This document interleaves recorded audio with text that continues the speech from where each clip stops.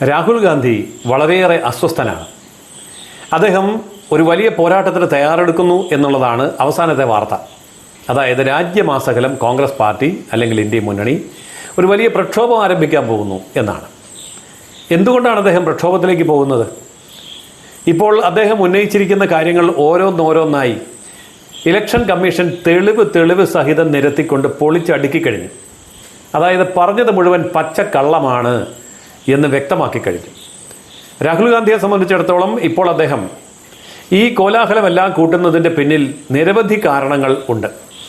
അദ്ദേഹത്തിൻ്റെ കുടുംബം, അദ്ദേഹത്തിൻ്റെ മാതാവ്, അദ്ദേഹത്തിൻ്റെ സഹോദരിയുടെ ഭർത്താവ് റോബർട്ട് വധര, ഇവരെല്ലാം തന്നെ ഇന്ന് ക്രിമിനൽ കേസുകളിലെ പ്രതികളാണ്. ചെറിയ കുറ്റമൊന്നുമല്ല അവർ ചെയ്തിരിക്കുന്നത്. അതായത് കള്ളപ്പണം വെളുപ്പിക്കൽ കേസ് മുതൽ കമ്പനി തട്ടിപ്പ് കേസ് വരെ അങ്ങനെ അതീവ ഗുരുതരമായിട്ടുള്ള നിരവധി കേസുകളിൽ ഇവർ പ്രതികളാണ്, ജാമ്യമെടുത്ത് നടക്കുന്നവരാണ്. അപ്പോൾ കേസുകളൊക്കെ തുടങ്ങിയിരിക്കുന്ന വളരെ വർഷങ്ങൾക്ക് മുമ്പാണ്. ഇപ്പോൾ റോബർട്ട് വധരയ്ക്കെതിരായിട്ടുള്ള കേസ് 2018 സെപ്റ്റംബറിൽ ആരംഭിച്ചതാണ്.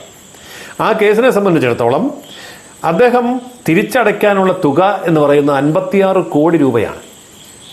ഇൻകം ടാക്സിനെയും എൻഫോഴ്സ്മെൻറ്റ് ഡയറക്ടേഴ്സിനെയും പറ്റിച്ച തുകയാണ്. ഇത് തുക തിരിച്ചടയ്ക്കുക മാത്രമല്ല 7 വർഷക്കാലം ജയിലിൽ കിടക്കേണ്ടിയും വരും.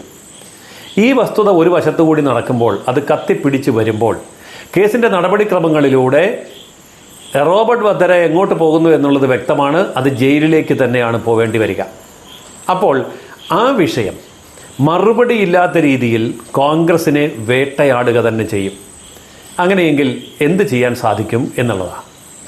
അപ്പോൾ 58 കോടി രൂപ തിരിച്ചടയ്ക്കേണ്ടി വരും എന്നുള്ളതല്ല, 7 വർഷക്കാലം ജയിലിൽ പോകേണ്ടി വരും റോബർട്ട് വധരയ്ക്ക് എന്നുള്ളതല്ല, രാഹുൽ ഗാന്ധി എന്ന് പറയുന്ന പ്രധാനമന്ത്രി പദമോഹിയുടെ ഭാവി കൂമ്പടഞ്ഞു പോകും, കോൺഗ്രസ് എന്ന് പറയുന്ന പാർട്ടി അപ്രസക്തമായി പോകും, വൻപിച്ച ഒരു ദുരന്തം തൊട്ടു മുന്നിൽ കാണുന്ന ഒരു കുടുംബമാണ് ഗാന്ധി കുടുംബം. അങ്ങനെയുള്ളൊരു പാർട്ടിയാണ് കോൺഗ്രസ് പാർട്ടി. അങ്ങനെയുള്ള ഒരു വ്യക്തിയാണ് രാഹുൽ ഗാന്ധി. അപ്പോൾ അദ്ദേഹത്തെ സംബന്ധിച്ചിടത്തോളം നിലനിൽപ്പിന് വേണ്ടിയിട്ടുള്ള ഒരു അന്തിമ പോരാട്ടത്തിലാണ് അദ്ദേഹം ഇപ്പോൾ ഏർപ്പെട്ടിരിക്കുന്നത്. അദ്ദേഹം മുന്നോട്ട് വച്ചിരിക്കുന്ന ആരോപണങ്ങളെ സംബന്ധിച്ചിടത്തോളം നമുക്ക് സാമാന്യ ബുദ്ധിയോടുകൂടി ചിന്തിച്ചാൽ ഒരു കാര്യം മനസ്സിലാവും. ഇലക്ഷൻ കമ്മീഷൻ്റെ ചോദ്യങ്ങൾക്ക് എന്തുകൊണ്ട് മറുപടി കൊടുക്കുന്നില്ല? ഇലക്ഷൻ കമ്മീഷൻ പറയുന്ന ഇതാണ്: പ്രതിപക്ഷ നേതാവ് എന്നുള്ള ഉത്തരവാദപ്പെട്ട സ്ഥാനത്തിരുന്നു കൊണ്ട് താങ്കൾ പറയുന്നതായ ആരോപണങ്ങൾ തെളിയിക്കാൻ താങ്കൾക്ക് ചുമതലയുണ്ട്. അങ്ങനെ സംഭവിച്ചിട്ടില്ല എന്ന് തെളിവ് സഹിതം ഞങ്ങൾ മുന്നോട്ട് വെച്ചു കഴിഞ്ഞു. ഇനി അങ്ങനെ അല്ല, ഇലക്ഷൻ കമ്മീഷൻ പറഞ്ഞത് തെറ്റാണ് എന്ന് നിങ്ങൾക്ക് വാദമുണ്ടെങ്കിൽ നിങ്ങൾ നിയമപരമായി ആ കാര്യത്തെ നേരിടൂ. അതായത് പരാതി എഴുതി തരൂ. ഒപ്പം തന്നെ ആ സത്യവാങ്മൂലത്തിൻ്റെ അടിസ്ഥാനത്തിൽ നിയമ നടപടികളെ നേരിടാൻ തയ്യാറാകൂ. ഇത് പറയുമ്പോൾ ഞാൻ ഒരു സത്യവാങ്മൂലവും കൊടുക്കാൻ ഉദ്ദേശിക്കുന്നില്ല, പരാതി കൊടുക്കാൻ ഉദ്ദേശിക്കുന്നില്ല.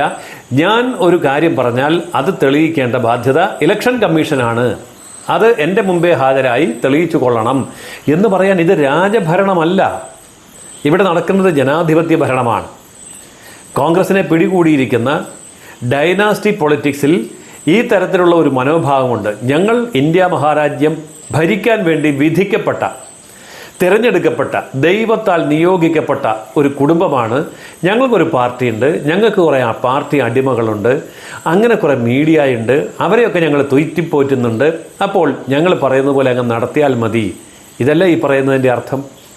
ഞാൻ ചോദിക്കട്ടെ, ഒരു വലിയ തിരിമറി ഒരു വോട്ടർ പട്ടികയിൽ ഉണ്ടാക്കണമെങ്കിൽ അതെങ്ങനെയാണ് ഉണ്ടാക്കാൻ സാധിക്കുക? ഈ നാട്ടിലെ സാമാന്യ വിവരമുള്ള എല്ലാവർക്കും അറിയാവുന്ന ഒരു കാര്യമാണ്. വോട്ടർ പട്ടികയിൽ പേര് ചേർക്കാൻ വേണ്ടി നമ്മൾ അപേക്ഷ കൊടുക്കുമ്പോൾ ആ അപേക്ഷയുടെ അടിസ്ഥാനത്തിൽ ഹിയറിങ്ങിന് വേണ്ടി ആ അപേക്ഷകനെ ഇലക്ഷൻ കമ്മീഷൻ്റെ മുമ്പിൽ ഹാജരാകാൻ വേണ്ടി ക്ഷണിക്കുമ്പോൾ അവിടെ അദ്ദേഹത്തിന് മാത്രമല്ല ചെല്ലാവുന്നത്, ഔദ്യോഗികമായ രാഷ്ട്രീയ പാർട്ടികളുടെ പ്രതിനിധികൾക്കൊക്കെ തന്നെ ഈ കാര്യം ചലഞ്ച് ചെയ്യാം, ചോദ്യം ചെയ്യാം. ഇയാൾ ഇവിടുത്തെ വോട്ടർ മാത്രമല്ല, വേറെ ഉള്ളിടത്ത് വോട്ടുണ്ട്.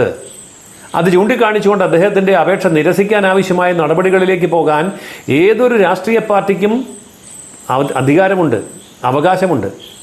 പക്ഷേ അവിടെയൊക്കെ വരുമ്പോൾ BJP-ക്കാർ ചേർത്ത മുഴുവൻ വോട്ടും ശരിയാണ് എന്ന് തലകുലുക്കി സമ്മതിക്കുകയും അടിയിൽ എഴുതി ഒപ്പിട്ട് കൊടുക്കുകയും ചെയ്യുന്ന നിലപാടാണ് ഇവിടുത്തെ കോൺഗ്രസ് പാർട്ടിയും CPM-ഉം അടക്കമുള്ളവർ സ്വീകരിച്ചിരിക്കുന്നത്.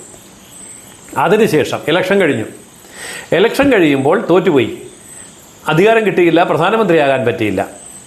അതിനും ശേഷം കുറേ കാലഘട്ടങ്ങൾ കഴിഞ്ഞ് കേസ് കൊടുക്കാത്ത, പ്രതികരിക്കാത്ത, പ്രതിഷേധമുയർത്താത്ത, വിയോജനക്കുറിപ്പ് ഇല്ലാത്ത, യാതൊരു വിധത്തിലുള്ള നിയമ നടപടികളും ചെയ്യാത്ത ഒരു പാർട്ടിയും അതിൻ്റെ നേതാവും വന്ന് പറയുകയാണ് ഇപ്പോൾ ഇവിടെ നടക്കുന്നത് മുഴുവൻ തട്ടിപ്പാണ്, ഇലക്ഷൻ കമ്മീഷനിൽ നിന്ന് ലക്ഷക്കണക്കിന് വോട്ട് മേടിച്ചുകൊണ്ടാണ് BJP അധികാരത്തിലിരിക്കുന്നത് എന്ന്.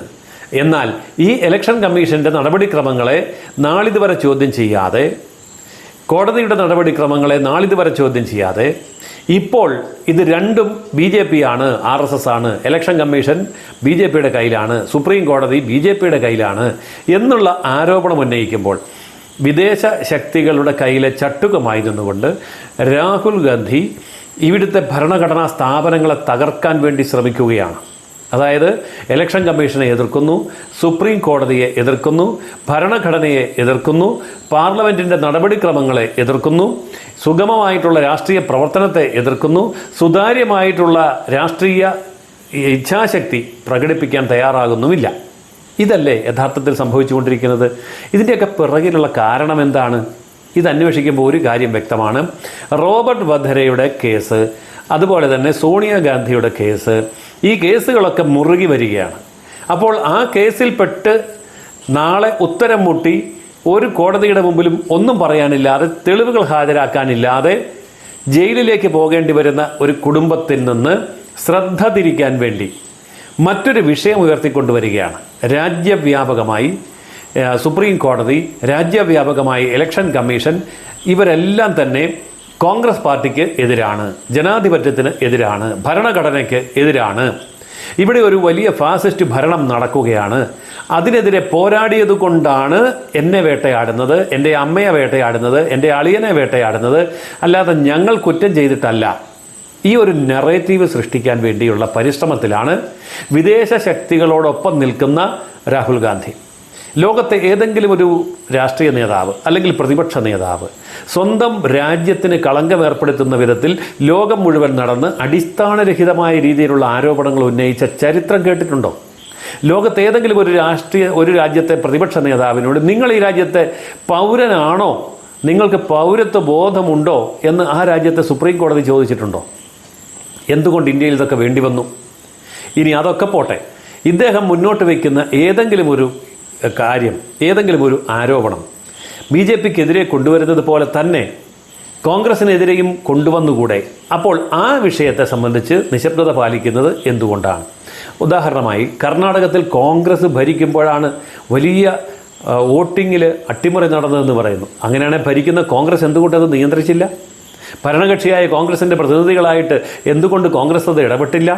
അപ്പോൾ അതൊക്കെ ചെയ്യാതെ വർഷങ്ങൾക്ക് ശേഷം ഒരു ആരോപണവുമായി രംഗത്ത് വരുമ്പോൾ, ആ ആരോപണങ്ങളിൽ ഒന്നുപോലും തെളിയിക്കാൻ കഴിയാതെ വരുമ്പോൾ, അത് തെളിയിക്കാൻ തെരഞ്ഞെടുപ്പ് കമ്മീഷൻ വെല്ലുവിളിക്കുമ്പോൾ, അദ്ദേഹം പറഞ്ഞ ആരോപണങ്ങൾ തെറ്റാണ് എന്ന് തെളിവ് സഹിതം തെരഞ്ഞെടുപ്പ് കമ്മീഷൻ മുന്നോട്ട് വരുമ്പോൾ, നിയമ നടപടികളിൽ നിന്ന് ഒളിച്ചോടുമ്പോൾ എന്താണ് ഇതുകൊണ്ട് ഉദ്ദേശിക്കുന്നത്?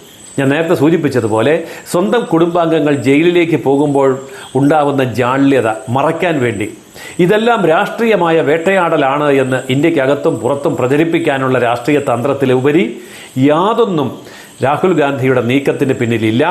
ഏതായാലും ഈ നീക്കങ്ങൾ നടക്കട്ടെ എന്നാണ് ഞാൻ പറയുന്നത്. കാരണം അതോടൊപ്പം ചർച്ചകൾ വരും, അന്വേഷണങ്ങൾ വരും. അത് ഇലക്ഷൻ കമ്മീഷൻ്റെ ഭാഗത്തു നിന്നും, കോടതിയുടെ ഭാഗത്തു നിന്നും, എൻഫോഴ്സ്മെൻറ്റ് ഡയറക്ടറേറ്റിൻ്റെ ഭാഗത്തു നിന്നും, ഇൻകം ടാക്സിൽ നിന്നും എല്ലാം ഉള്ള അന്വേഷണം വരുമ്പോൾ അവസാനം നിയമത്തിൻ്റെ മുമ്പിൽ യാതൊരു തെളിവും ഹാജരാക്കാനില്ലാതെ പൊള്ളയായ വാഗ്ദാനങ്ങളും രാഷ്ട്രീയമായിട്ടുള്ള ഭീഷണിപ്പെടുത്തലുകളും രാജ്യവ്യാപക പ്രക്ഷോഭണം എന്നൊക്കെ പറഞ്ഞിട്ടുള്ള ഓലപ്പാമ്പും ഒന്നും വിലപ്പോകാതെ കോൺഗ്രസ് പാർട്ടിയും ഗാന്ധി കുടുംബവും തകർന്നടിയുന്ന നാളുകളായിരിക്കും നമ്മൾ കാണാൻ പോകുന്നത്.